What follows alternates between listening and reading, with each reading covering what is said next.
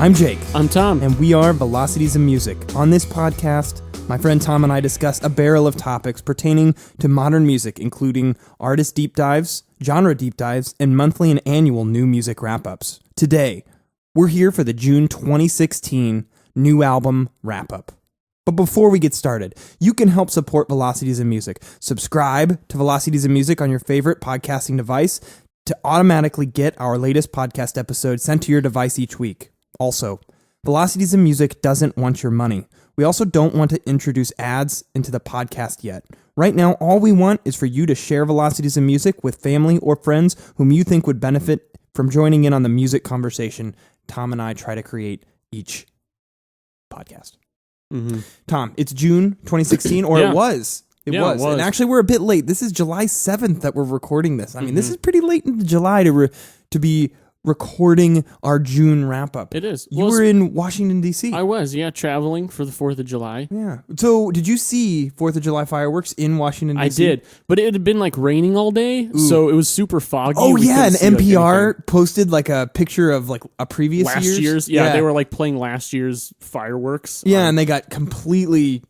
shamed on the internet for that. So that kind of sucks. You were in Washington, D.C. for the 4th of July, and then the fireworks weren't like the grand display you would expect our national firework display to be. But that's all right, because, I mean, it was nice just to be there, because the National Mall was it was a shit show. It was crazy. There was a parade. Sure. It was, for a guy like me who gets claustrophobic and doesn't like crowds, it was terrible. Oh, yeah. I also hate crowds. Yeah, you wouldn't have liked it at that point. But, going around seeing the museums, all the sites and stuff, it was pretty cool. Did you find any good record shops? I didn't have time. We were only there for a couple days. Who are you, and what did you do with my friend Tom? You know what, though? I did look it up to see if there was a good record store nearby, and there just wasn't. I had been to a really cool one there when I was in Washington, D.C. 5 years ago, around the same time in 2011, and I looked it up, and I don't think that record store exists anymore, because that's the state of the world today, and it is a sad thing. I figured like the state of Washington, D.C. right now is there's just like the ultra conservatives, and then there's the coolness of just the laid back Barack Obama, and then just around that, haze of Barack Obama coolness around 1600 Pennsylvania Avenue is just a slew of head shops and record shops. And that's just all there is. Like that's the America I want to live in, Tom. And you're telling me that doesn't exist and the fireworks sucked? You can certainly see that clashing of worlds when it comes to the myriad protesters that are just hovering around you at all times. Yeah, but that gets kind of annoying and preachy. So, Tom, what did you think about the albums that came out in June 2016 overall?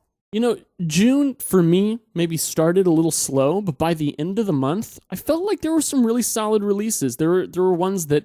maybe I wasn't loving, maybe won't be my favorites of the year, but there were at least a handful of albums that for me, I was like, this is solid. I got to listen to this again. Just some good variety. I think it would be interesting to see which month of the year has the most album releases, because I feel like we're in the heavy season right now. Just a ton of albums are getting released right now. That's true, yep. And I feel like it stays pretty steady throughout the early fall, and then I think like it starts tapering off like October, November, and then December really nothing gets released except for Baroness and Purple. Yeah, right. Yep. So you want to just dive into this? Let's jump in. June 2016, new albums. Here's our wrap up. We start off June 2016 with the ever prolific and tenacious Melvins with their album Bases Loaded. Wait, this is a grunge band, right? Sure. If you want to call them that in 2016, I don't know. But there's the play on words there, bassist, because they go back through past bassists that had been in the band. A lot of awesome guest features there. I found this to be a very enjoyable album.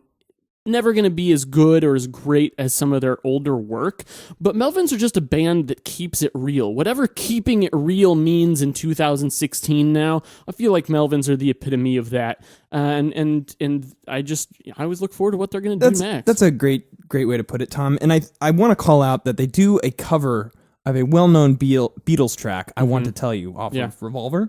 Yeah, you want to tell me what? I want to tell you that I don't appreciate when artists cover the Beatles. Yeah. I really dislike every Beatles cover I've ever heard. I've never heard a Beatles cover that I like. And I don't think that they really, truly do it justice here. Yeah. And it's just, I find it like very distracting. But overall, I thought this was a pretty solid record, with the exception of that cover.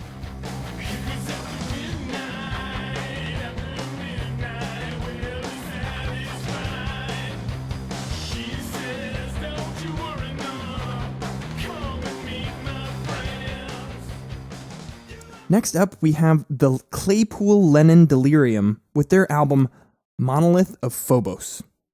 So Claypoole Lennon Delirium, obviously Les Claypool from Primus, and son of John Lennon, Sean Lennon. Yes. Sean Lennon. Even sounds like John. Sean Lennon. Sean Lennon. If you say it fast, you don't even notice that. If you say it with a French accent, they're the same person. It's obviously. And they kind of sound the same too. They really do. So jumping into the sound of this album, Monolith of Phobos sounds like Tame Impala, but mostly because Tame Impala sounds like a psychedelic rock band with a vocalist who sounds like John Lennon. Right. So we're getting the reflexive property here. Yeah. I feel like this... I really like this record a pretty decent amount. It doesn't blow me away, mostly because the songwriting isn't overly original. But that said, it's very, very well executed. If you want a neo-psychedelic album with awesome bass riffs and that Lennon Primus-esque vocals, this is a really good record for you. Yeah, I was pleasantly surprised by this because knowing these two, I really expected it to just be weird for the sake of being weird. And it really wasn't. I feel like the focus here is always on songwriting, which is consistently good.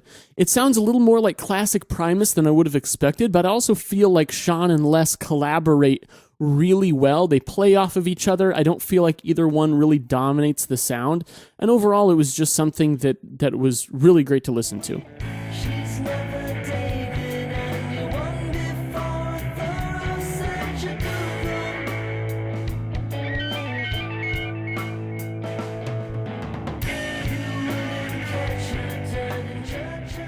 Following the Claypoole Lennon Delirium, we have a very stark shift in sound.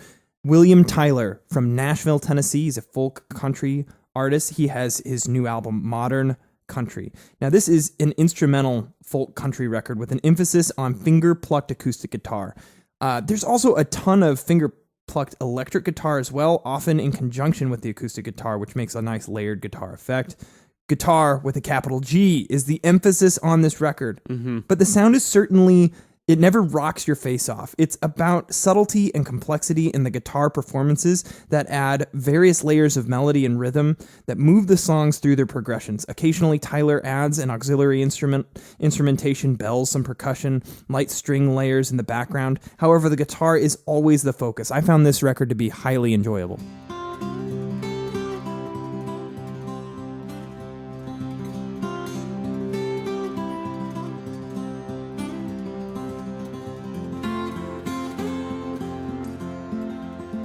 Next up, we have an album from Paul Simon, the man, the legend, Paul Simon. I actually got to see him live just a couple weeks before this album came out, which was kind of exciting because he played a few tracks from it that hadn't been released yet. So that was kind of cool to be able to see Paul Simon do that in 2016. When I finally did get to listen to it, though, when it came out, I got to say I was a little bit disappointed. I mean, Paul Simon in general, his intricate arrangements never disappoint.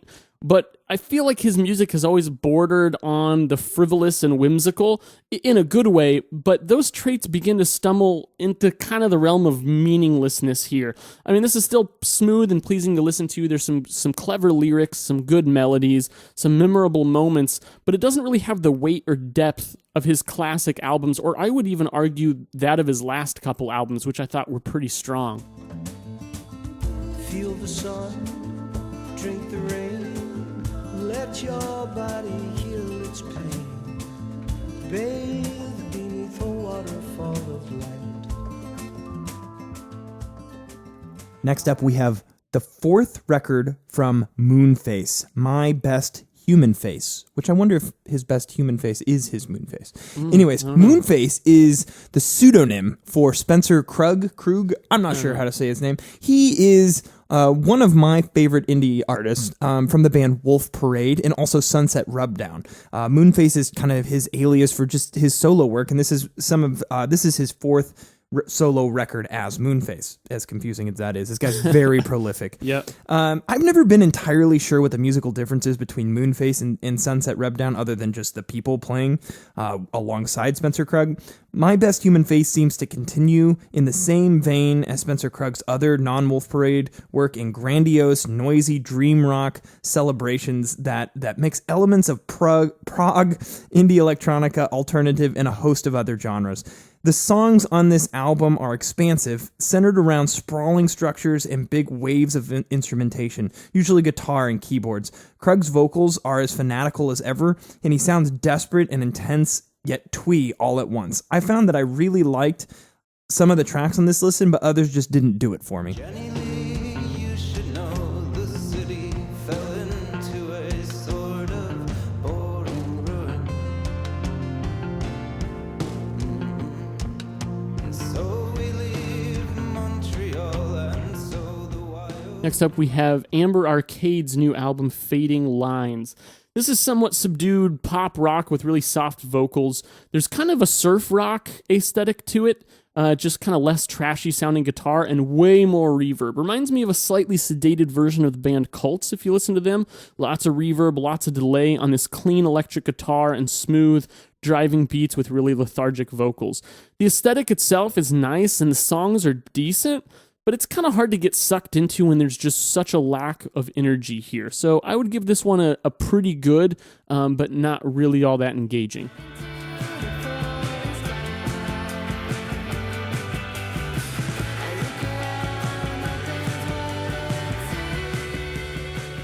Next up, we have the album Treasure House from indie pop duo Cat's Eyes. Treasure House is the second Cat's Eyes record. Their first record came out in 2011, so this has been several years since then. And overall, I found this record, to describe the sound, it's a very dreamy sound that borders on the realm of art rock, but the vocals really remind me of David Gilmour. Yeah. That's, this seemed very explorative to me, but not experimental in nature. Cat's Eyes is dabbling in many different styles here on this record. This is a compilation of differently styled dream pop songs. Each track may attempt a different genre influence and or mood. The result of this albumization strategy is really twofold. On one hand, the record has great variety and remains interesting throughout the listen. On the other hand, some of the tracks clearly succeed where others don't stand out as much. However, since they shift styles so frequently, opinions on which songs are going to be stronger than others will differ depending on the listener's preferences. When I think of what you do, when I think of all you did, I just don't care about you anymore. Now we have a new album from The Kills, Ash and Ice. The Kills moved to a more electronic sound on this album, and they still have their kind of aggressive guitar approach, so the electronic sound was a little bit odd given that style, especially considering, from what I hear, it doesn't seem like they really changed their songwriting or performance style all that much. Their approach is still very much the same. It's just a kind of random sound palette change underneath what we would typically expect from The Kills. I still love the attitude in the guitar, but for me, what it came down to wasn't even the style as much as it was just that there are a lot of songs on here, and I feel like they're kind of hit or miss.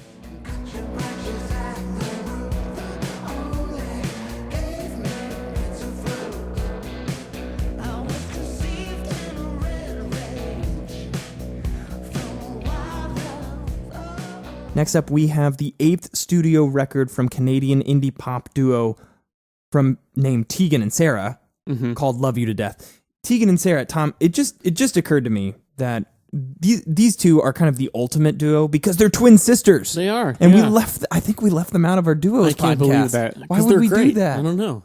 Why would we do that? Anyways, this is their 8th record, Love You to Death. This is even further down the pop path than their last record.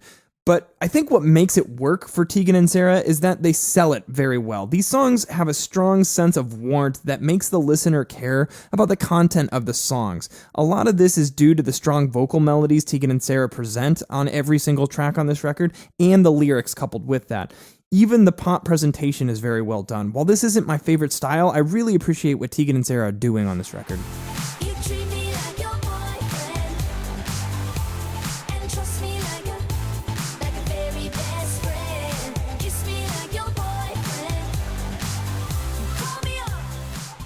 Early in June, The Strokes also released an EP, very short EP, just a few tracks, called future, present, past. Well, if there's one word I would highlight from that, it's future, because really when you listen to this, it sounds more like a continuation of their previous album, Come Down Machine. So I expect that that's probably where the Strokes are going to keep going. With that kind of throwback 80s sound, the first track on here really sounded a lot like New Order to me. So if you liked Come Down Machine, you'll probably like this, and if you hated it, you're probably going to hate this, because I know their last one was really polarizing. So excited for a new Strokes album. I am too. Though. Like I'm glad they're still kicking. Do we know if that's going to come out this year? I have no idea. I really hope it does. I hope it does too.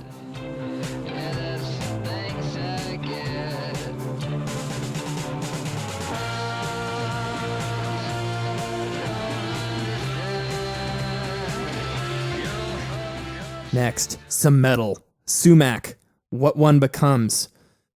This is obviously a metal record, but I think it borderlines on the subgenre of sludge metal or doom metal. But there's even some math elements to this as well. And to me, this album really had two modes: the thrashier, more progressive math rock movements that I mentioned without any vocals, and the slower, sludgier, drawn-out passages with the heavy guttural vocals.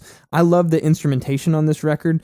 So naturally, I love the more fluid instrumental bass parts. I'm not as big of a fan of the vocals here. While I admire the intensity that they bring to the song, it really adds a sense of devastation. I think that the vocals actually detract from the good things that Sumac is doing in the songwriting. It doesn't really pass the vocal test for me, and that made my listening experience very hit or miss on this record.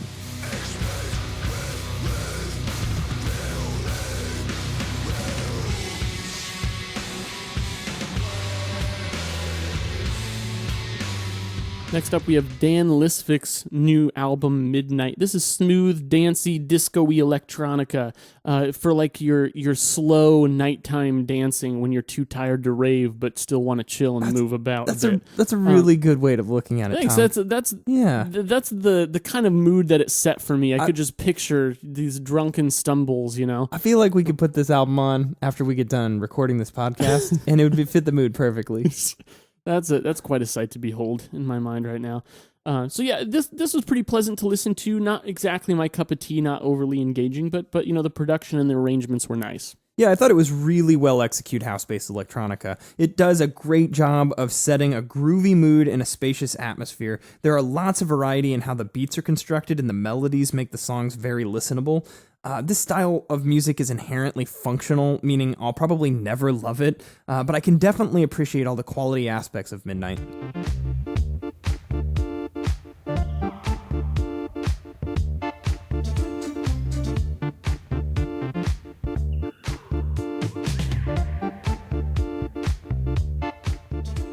Next up, we have the latest release from the indie rock band Band of Horses called Why Are You Okay? And I have to say, Band of Horses has always been a band that I've struggled with. I really liked their debut album when I was in college and it came out, and obviously the song "The Funeral." Everyone still loves that song. It's been in multiple music leagues that we've been in because everyone loves that song. Yeah. And that's great. But this band has really evolved over the years, and not in a direction that I really like. They've tried to infuse elements of folk and in even like alt country at times into their sound, but it inherently these guys are a pop band, and I think Why Are You Okay is a better album than Band of Horses' last couple of outings, but I'm still not blown away by what I'm hearing. These guys take folk, infuse it with a lot of pop hooks, and then polish the sound to the point that it loses a lot of that charm and authenticity folk music needs to succeed. This record is really no different at its core. It's just that the songwriting is stronger and the hooks are a bit more catchy.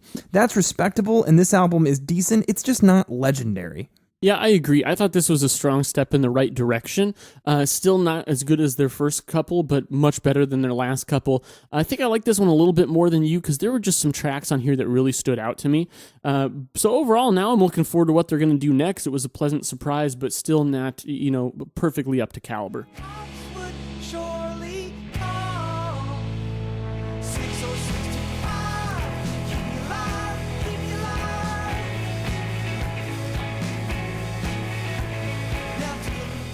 Next is something a little off the beaten path for us, Jake. and that's Brandi Clark's new album, Big Day in a Small Town. This is total country. You know, we review some stuff on this podcast that the word country comes up, and usually it's got prefixes like alt or indie country. This is neither of those things. This is just country. This is modern country. I don't think it's quite the shitty pop country that dominates today's radio, but it's certainly a modern sound and more leaning in that direction. This is generally not my style, but I gotta say, I actually really liked this album. I feel like it was well written and well performed. There's a lot of great nuance in the instrumentation and even some good rock guitar solos. The tracks are hokey as hell, but I can't help but like it just due to the charm and the fact that I feel like Brandi Clark here is really focusing more on melodic construction and good chord progressions than she is just being all style. Now, Tom, I think you and I disagreed a little bit on this one. Mm-hmm. As far as modern country albums go, I completely agree with you. This is a good record. In fact, I'd be willing to wager that this album is a contender for best country album of the year. But when we take this album, Big Day in a Small Town, and compare it to all the other albums coming out this year, and my idea, and hopefully yours as well, Tom, of what defines a great album, Big Day in a Small Town falls short of that title. This is squarely rooted in modern country, like you said, but mostly because the songs are rooted in that pop structure, relying on big choruses to provide the hook that makes you remember the song. This record is a smorgasbord of styles over a country backdrop: pop, folk, bluegrass, rock. There are several ballads on this record, each with their own approach. The first couple of tracks repulsed me, I have to admit, but the album recovered on the back half of the record. I really did not enjoy the electronic elements that they added on several of the tracks. There's like this new wave and country sound on the second track on the record that should really never be mixed. And I feel like it took away from some of the authenticity of the sound. This album is structured to be a compilation and suffers from track displacement because of it, so I think that I liked it a little bit less because it didn't have that whole album feel, but I totally can agree that this is a very well done country record.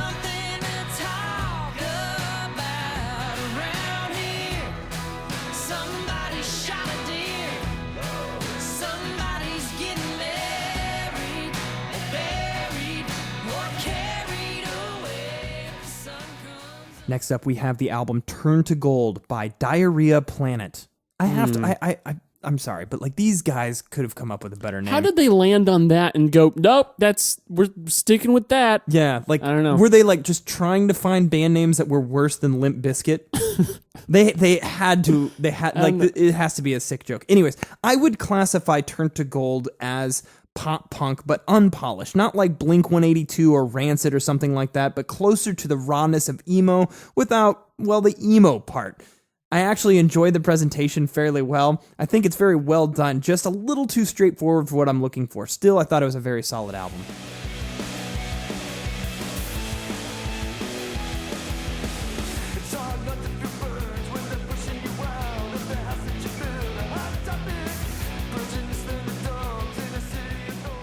Next, we have Peter, Bjorn, and John, or PB&J, as they're called by sandwich lovers. I don't know. I've called them PB&J in the past, but I would say I'm a sandwich lover. Yeah, oh, okay. Well, then that concludes my theory. The album is called Breakin Point. Not Breaking Point. Breakin Point. Who needs that G when you can have an apostrophe? Apostrophes are the cool thing, you know. This is 2016. We use apostrophes. We use apostrophes. G's. Yes. G. Anyway, you know, we're big Peter, Bjorn, and John fans. Jake and I are. I remember listening to them a lot when Writer's Block came out. I think that was like 2007-ish. Mm-hmm. Since then, they put out, some albums that we've really liked. Living Thing, Gimme Some. Their last one was pretty good. Always great at just the hooky pop rock indie songwriting. Here, though, this is much poppier in both its melodic structure and its production and instrumentation style. It sounds like a more indie Mike Snow than the Peter, Bjorn, and John that I'm used to. I didn't think this was terrible, but for me, it's certainly not noteworthy, and especially when we've been waiting for a new release from these guys for a long time, I was a little disappointed. Years. Yeah, it really has. Now, you had these big electronic beats with big electronic synths. Peter, Bjorn, and John are rooted in that pop sound on this record, yet I didn't find any of the vocal hooks or instrumental melodies to be overly memorable or catchy, which kind of defeats their big shtick in music. Many of the same songwriting ideas and structures are reused on many of these tracks. This makes all of the tracks seem to blend together, diluting the positive aspects of Breakin' Point. If these guys are going to make a pop-centered record, it needs to pass the pop music test. Do the songs get stuck in your head? For me, the answer was a resounding no on Breakin' Point.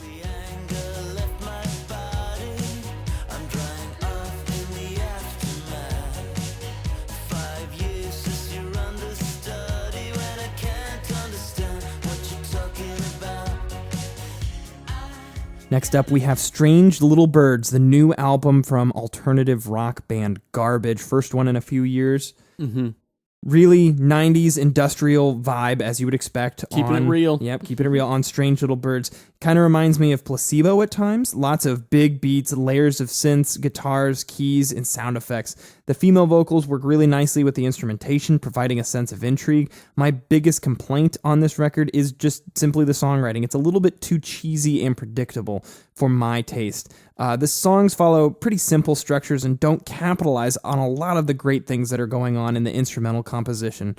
These songs don't ever crank up the intensity to 11 as I would like them to, even though they tease you with it. It makes the whole sound feel a bit flaccid. Yeah, this is one of those bands that it's always cool to hear them come out with something new, but I feel a little bit like the novelty has worn off and they can't just rely on their style anymore. They've got to do something more potent and they're just not quite doing that.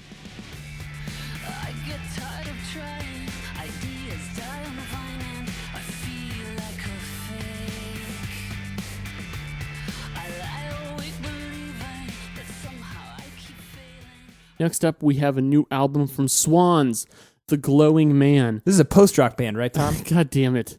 We could argue about that all night.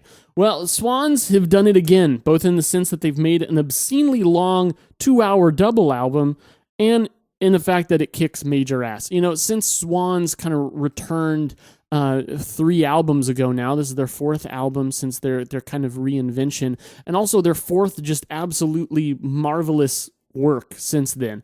They put out 3 double albums in a row. All of them have been great.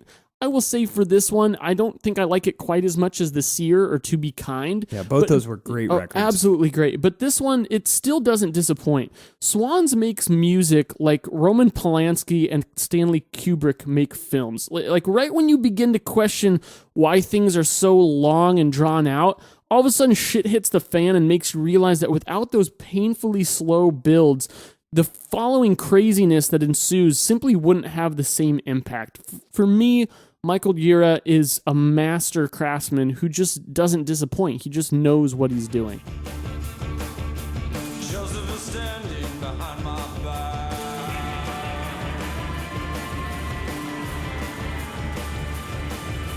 Joseph is digging his hands in my chest.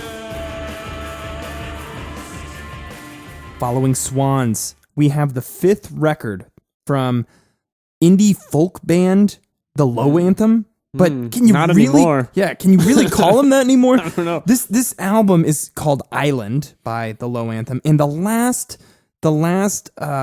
album that we heard from these guys was Smart Flesh in 2011, and then they in 2008 had Oh My God, Charlie Darwin. Both of those records were just stellar, but definitely in that indie folk realm. Now, what I appreciate about these guys is that they've always added their own flair. There's a bit of experimental nature to their music, and they've always had that. Now here, they totally take it to the next level. I don't know when they got experimental and weird, but I think that this is just what happens when you take 5 years off of making music. Right. Is that your sound evolves, but kudos to them. This is out there and experimental, yet somehow they retain some of their folksy charm that they have, had on their past records. These guys are using a large variety of instruments on every song: guitars, piano, synths, and auxiliary percussion, and they create this chaotic wave of sound. The sound on this album is girthy, which contrasts to the very delicate male vocal presentation. The songwriting is very original. They don't really follow any prescribed structure. They seem to let each song sprawl out to whatever end they deemed felt right. And this even gets a little jammy at times. And maybe that's the Eyeland's weakness. It's too self-indulgent to make clear sense of. But overall, I did think it was a pretty good record. Yeah, I had a lot of trouble gauging for myself how much I really liked this album, because it's one of those that I respect the boldness of it almost more than I even enjoy listening to it. So how do you balance those? Because there were some tracks I really enjoyed, and then some that I'm like, I don't really know if I like this, but holy crap, is it cool that these guys are just going for it, just going out there. So if for nothing else, a very intriguing listen that I think that you'll find some interest in. Now you know, dream killer. Now you know. Next, we have an album that's been very much raved about. This is Mitski's album, Puberty 2. It's like a midlife, quarter-life puberty. There should never be the number 2 next to puberty. Yeah. Nobody wants to do that. No one wants twice. to do that again. You need 2 of any puberty, I'll take 0, please. Puberty the sequel. Yeah. sounds terrible. Anyway, the first thing I thought when I put this album on is, did I accidentally put on St. Vincent? It sounds a lot like that at first, but then as you go into the album, Mitski sets a very unique identity for herself. The lyrics have a lot of sexual tension surrounding them, which I think falls in line with the name of the album. The persona she creates is really engaging, kind of dark. I think this starts off really strong stylistically, but by the end of the album, I'm not quite as convinced. Mitski's vocals are great. She mixes things up a lot. I love the energy, but I felt like the songwriting was generally strong, but not amazing to me. This gets damn near industrial at times. The guitar is huge and heavily distorted, contrasted by the soft, slightly reverb vocals. This sounds fresh and full of energy. My biggest complaint about it isn't about the sound of the presentation. It's that some of the songs simply succeed noticeably more than others, which make the album feel a little bit disjointed.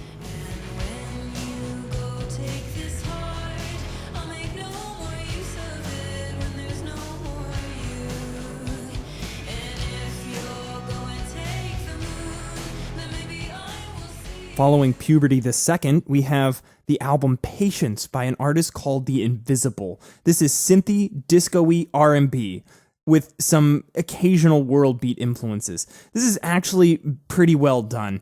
The production is borderline industrial at times, but resides firmly in that 80s dance sound. Most of the songwriting is quite poppy, but the melodies and hooks are very catchy without being annoying and sounding like a commercial. I'm not the biggest fan of this style, but I can appreciate what The Invisible are doing on this record, especially this brand of crafted pop music.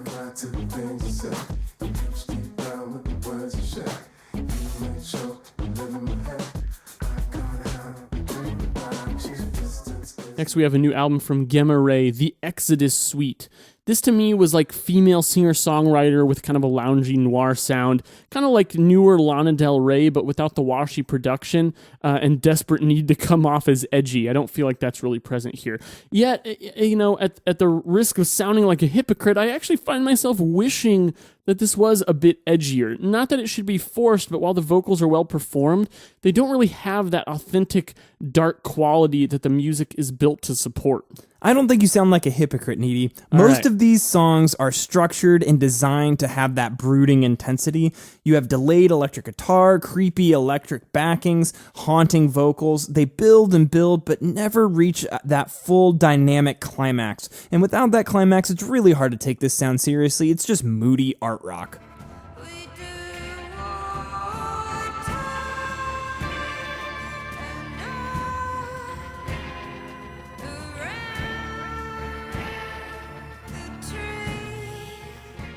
Next, we have what for me was easily one of the best albums of this month. Yes.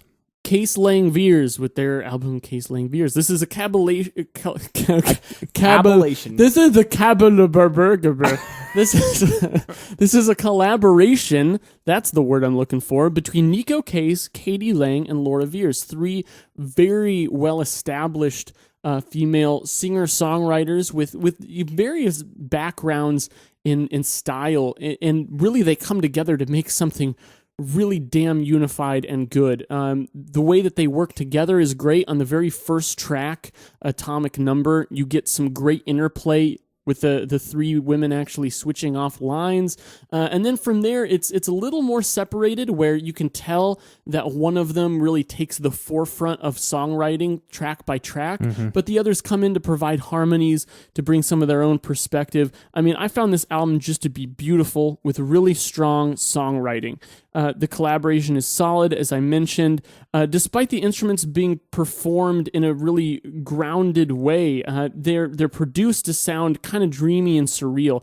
I found the production to be perfect, and the songs were just good. I just thought this was strong overall. Yeah, they could have done more to make this feel like a more cohesive album rather than a collaboration between three artists. Yeah, that's true. But I have to say, strong, consistent songwriting and a strong, consistent track listing really goes a long ways.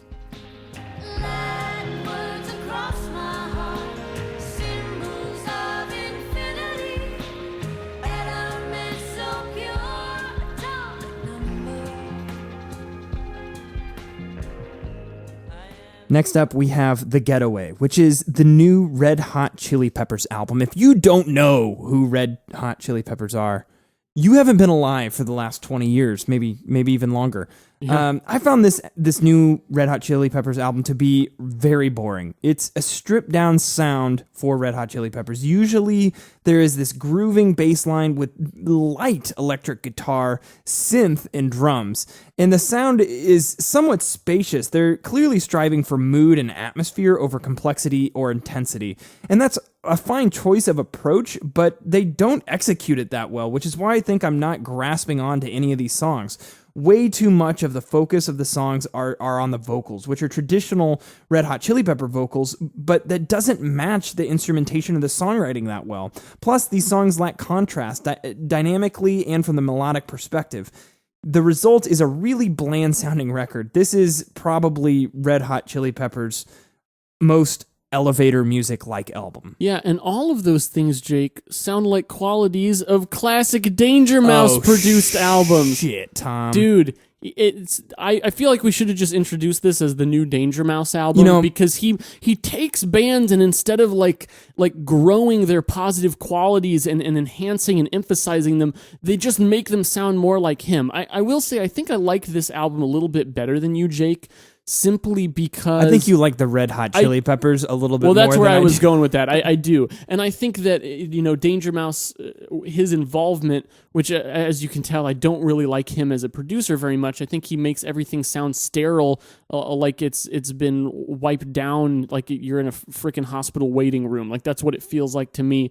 And I feel like this one's not quite as bad with that quality, but I think most of that is just because Red Hot Chili Peppers are such a well-established band with such a strong and unique sense of identity that not even Danger Mouse can bring them all the way down. But man, does he try, and he gets pretty damn far with it. It's like when Danger Mouse produced that Portugal the Man album. It was still pretty good. Yeah. And I feel like that with most of the stuff that he does. Are there other people out there that hate Danger Mouse? Because I feel like we're on an island. I know. I feel like I'm taking crazy pills. This is a Mugatu moment for me, man. I don't know why everyone's loving Danger Mouse. I think he just makes everything sound bland and mid-rangey and that middle dynamic level that just doesn't really do much.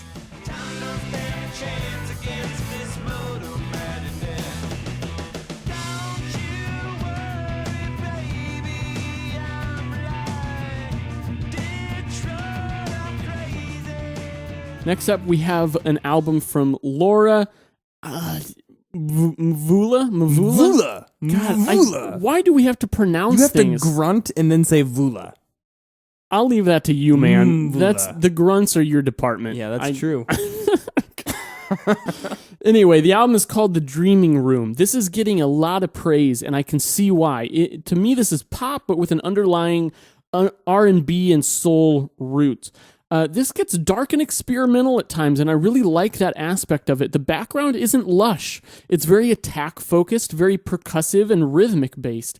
I enjoyed this pretty well, and even more so respect the created spirit and approach that went into it. But I gotta say, I think you like this one a little bit more than me, Jake. Definitely, and I will say that I agree with your assessment. I think I simply just liked it a lot more, and it's very well done. The songwriting is exceptional. The sound is original, even for pop-based music. The instrumental composition is eclectic. It's like I'm listening to Tune-Yards if Tune-Yards wrote music that wasn't taxing, as a bad word, to listen to.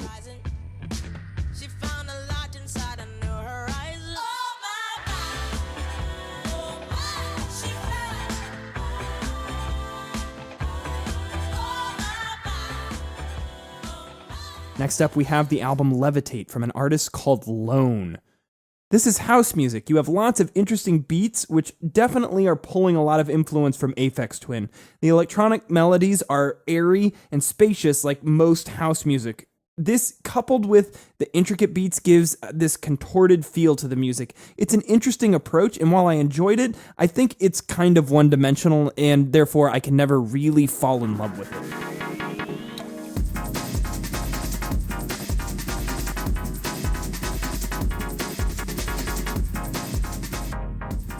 Next, we have the new album from metal band Gojira. The album is called Magma. This is a lot of different kinds of metal. It's sludgy, it's doomy, but it's also progressive, with a combination of clean vocals and the kind of throaty, guttural vocals that we hear in metal a lot. These guys have an impressive variety within their metal sound, incorporating all these different styles and doing it really seamlessly with a lot of instrumental acumen.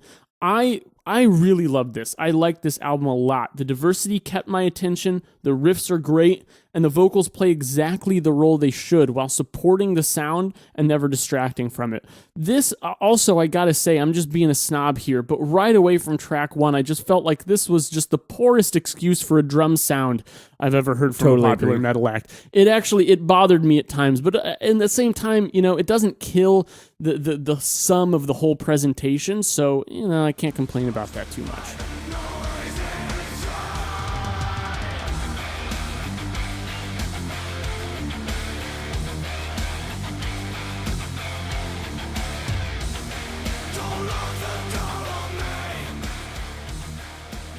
Next, we have the album Still Brazy by YG. Still brazy after all these years? Still brazy after all these years. And YG is a hip-hop artist from Compton, California, and this album, Still Brazy, is getting rave reviews.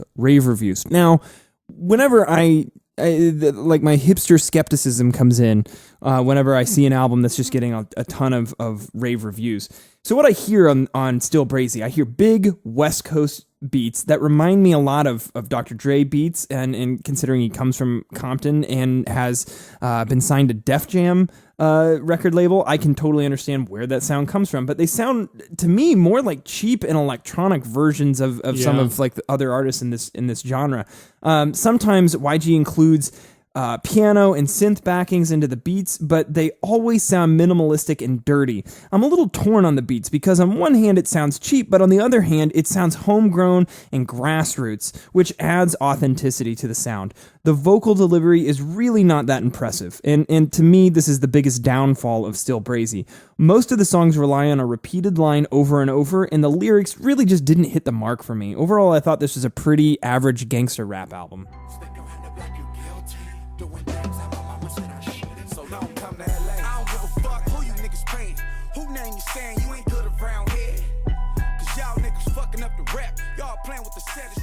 Next is the new album from Nails, You Will Never Be One of Us. This is metal. This is brutal metal that just never lets up.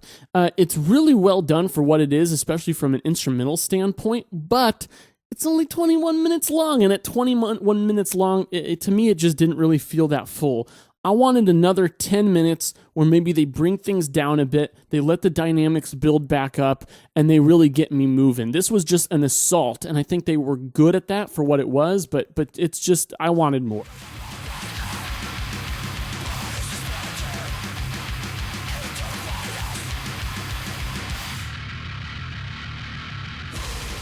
Next, we have the 5th studio record from Canadian indie rock band Hot Hot Heat. This is their self-titled record, Hot Hot Heat. Hot Hot Heat's vocalist has always bothered me for some unknown reason. That's fair. That's a fair point. Now, that said, I like the vocal presentation on this record more than the previous Hot Hot Heat records that I've heard. The songwriting here is more explorative indie pop loaded with a heavy mix of guitars and synths. This album seems to be overwhelming with distorted, flamboyant mixtures of electric and synthetic instrumentation. I think that helps create a pretty interesting and unique sound, but what I'm struggling with is that the songwriting simply doesn't excite me that much. It's just very straightforward and limited in scope. If these guys had more ambition with their songwriting, I think that they could really make great records. It just seems that they just want to be this mediocre indie pop band, which is what I hear on Hot Hot Heat.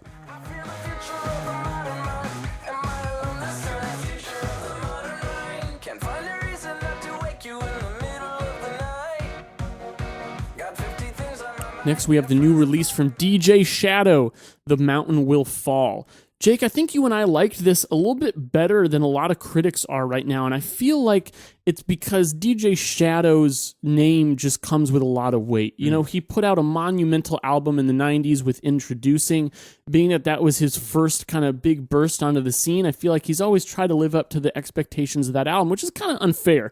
I think that The Mountain Will Fall is a very good album. It's obviously not the most innovative or high-quality thing DJ Shadow's ever done, but it's still better than a lot of the electronica coming out these days. There's some great variety here between the tracks, and I don't feel like the listening experience ever gets stale. And also, this has what's got to be one of the best songs to come out this year with his collaboration with Run the Jewels, Nobody Speak. Great track. Already, Jake and I were agreeing that this is going to be one of the best tracks of the year. Yes, I am guilty, motherfuckers, I am death. Hey, you wanna hear a good joke? Nobody speak, nobody get choked. Next up, we have the Avett Brothers' 9th record, True Sadness. The Avett Brothers have been around for a long time, I think it's been like almost 2 decades now, but like they've been putting out album after album and of just indie folk goodness, and True Sadness is kind of along those lines. These guys are trying to infuse different influences into each track while still retaining their folk country roots. The result, to me, feels like a compilation where some tracks are more enjoyable than others. If you like this style and aren't looking for that cohesive album listen, then this album really may trip your trigger. For me, it's a little too underwhelming in scope, songwriting, or performance for me to want to come back to it.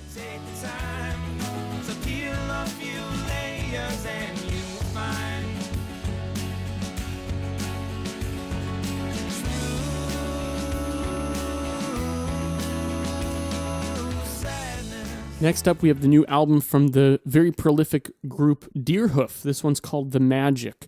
This is, if you've listened to Deerhoof before, 100% exactly what you would expect from a Deerhoof record. Yes, it's a Deerhoof record. Yep, they write explosive, catchy, infectious, short pop indie rock songs with a lot of heavy guitar, kind of explosive beats, kind of an abrasive production style, but really twee, kind of fun melodies. They're just a band that's easy to nod your head to, and they put a smile on your face every time, and that's exactly what they do here. I don't think there's too much to say beyond that. Maybe at times on this album, I think they get a little bluesier and even a little funkier than their last few, but really, I think we're splitting hairs at this point. It's just Deerhoof doing what they do, and it's very enjoyable.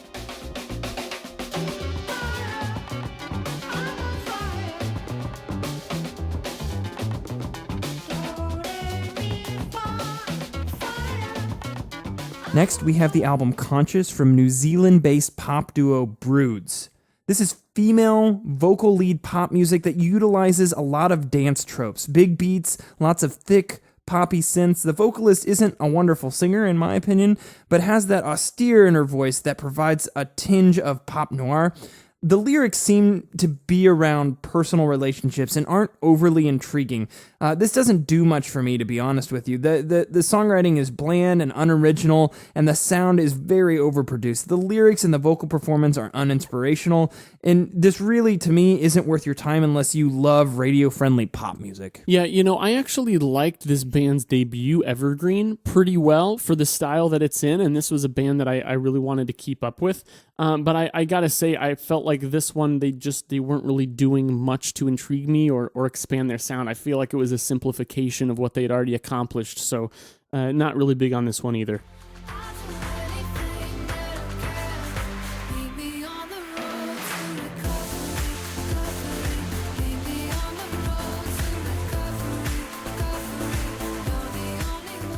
Next, we have the new album from Blood Orange, Freetown Sound. This is funky R&B pop rock that's very Prince influenced, I feel like. I heard a lot of Prince in this. There are a lot of great moments on here, and I love how sprawling this album is.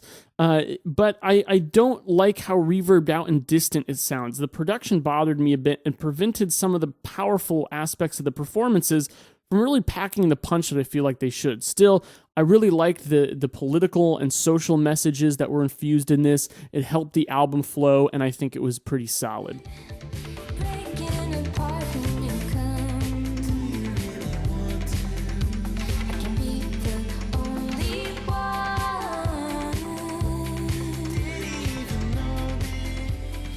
Well, Tom, that wraps up our June 2016 monthly wrap up for all the new music all the new albums that came out in June. Did you have a few favorites that stood out? Yeah, for me it was definitely Gojira, Slaying Veirs, and then the Swans. Those three stood out for me, for sure. Absolutely. I liked all three of those. Slaying Veirs for me was definitely in my top three.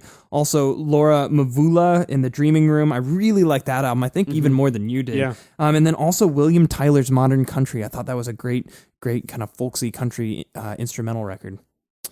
How about albums that just really disappointed you? Kind of surprisingly disappointed you? Well, I don't know about surprisingly because all of these artists were ones that I wasn't overly familiar with. Sure. But The Invisibles, Patience, I wasn't big on. Dan Lissvik's Midnight, I wasn't big on. And also YG, Still Brazy. Man, it's just that brand of modern hip-hop that I just don't feel like has a lot of thought behind it. That's a good point. For me, it was that Broods record, Conscious. Yeah. Just disappointed in that, especially because I think you like that one more than me, so a I little expected to like it more, but then it just didn't do it for me. Mm-hmm.